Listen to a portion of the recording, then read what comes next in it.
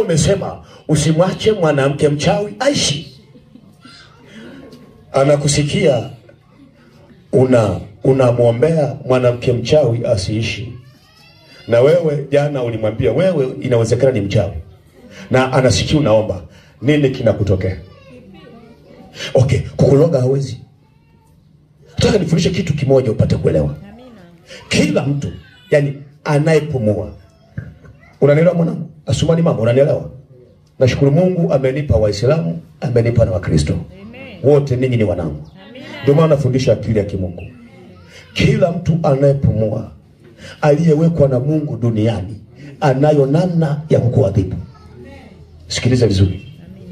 Kila mtu yeyote, hata mwanao uliyemzaa, anayo namna ya kukuadhibu ukahisi maumivu kwa kosa lako.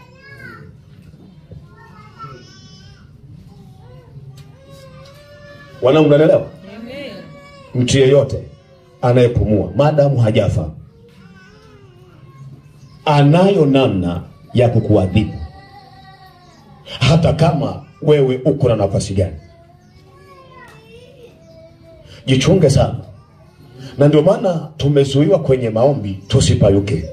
Kuna maombi mengine yawe ya kwako, halafu uyaombee mahala ambapo watu hawakusikii. Halo? Halo?